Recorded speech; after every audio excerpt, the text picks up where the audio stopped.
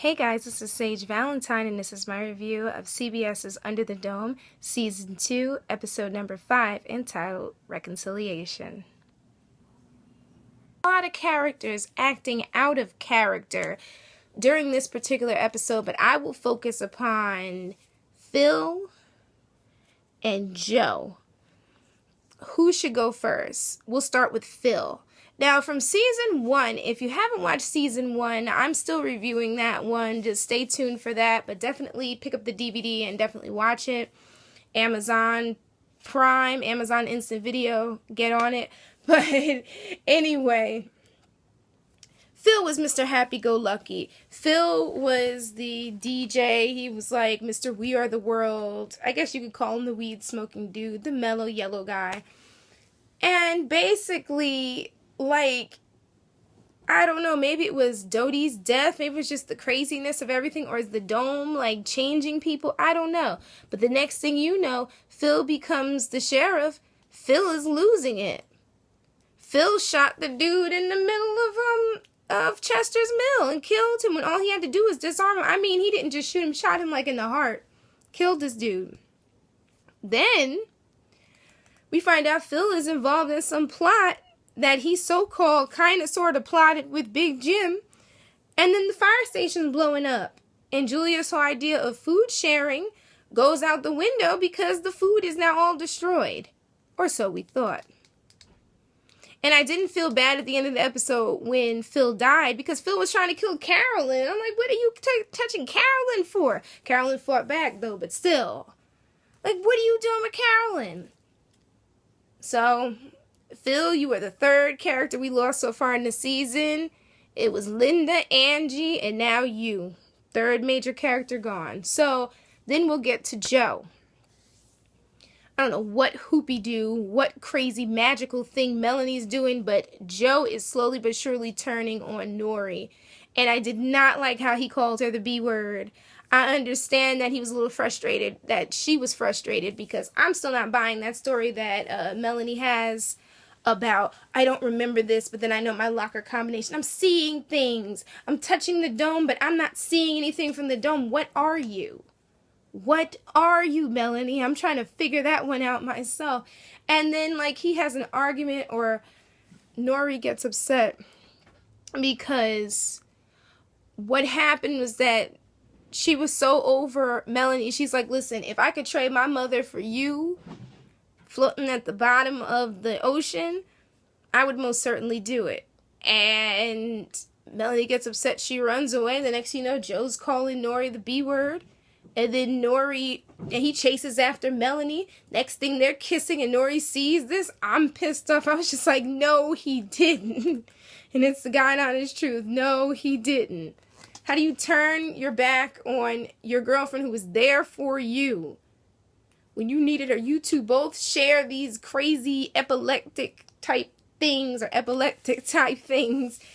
then you're just dropping her from this chick that popped out of the water.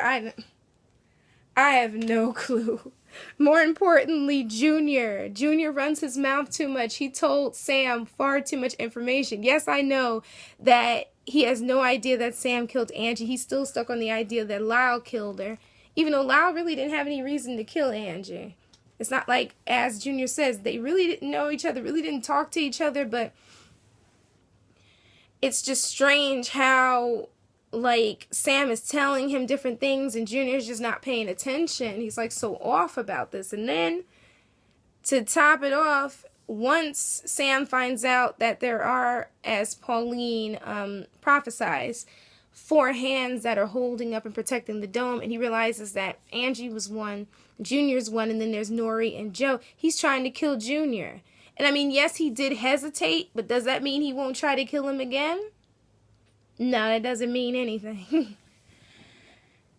And the next thing that really got me about this episode was the crazy lady from Season 1, the pack rat lady. They call it a crazy cat lady. I call her Maxine Fortenberry from True Blood. Every time I see her, I'm dying. I always think about her in True Blood. She ended up saving the town because she lied and said that there was food in the food locker under Sweetbriar Rose, but come to find out her husband was a survivalist and kept all these pickled and canned foods and all this stuff, so she's basically feeding the town. But as someone said on Twitter, this is only like a band-aid on the problem. It'll maybe keep them alive for a couple more months. What are they going to do after those months? I have no clue. No clue. And that was pretty funny when, on a side note, when Sam stuck that paper on a picture under Lyle. And the final thing that happened during this episode that really got me was that ending, that last couple seconds when we're finally able to see what was inside of that locker and we see some type of underground tunnel. Call me crazy, but if I know Stephen King, it's something insane. More importantly, I saw Graveyard Shift. I've seen most of his movies. Nothing good ever comes from tunnels in a Stephen King movie, television show, nothing. And they think that it is an escape route. As per the reviews or the previews for next week's episode, I don't even want to know. I don't even want to see it, like rocks falling on people. I don't think it's an escape route. I think they're going to find something even more insane in there. If another character comes popping out of that hole, I'm going to be cracking up. But thank you guys so much for tuning into this review. You all take care.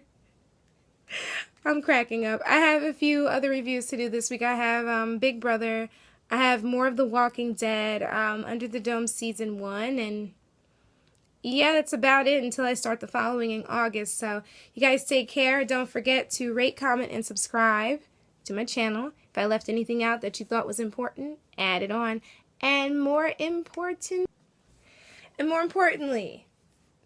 follow me on Google Plus and Twitter, Sage Valentine. And if you're not into The Killing, if you only caught up to Season 2, try to get caught up before August 1st, because on Netflix they're premiering the 4th and final season of The Killing, and I love that show.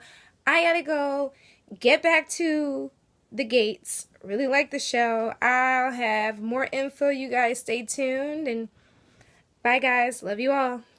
Bye.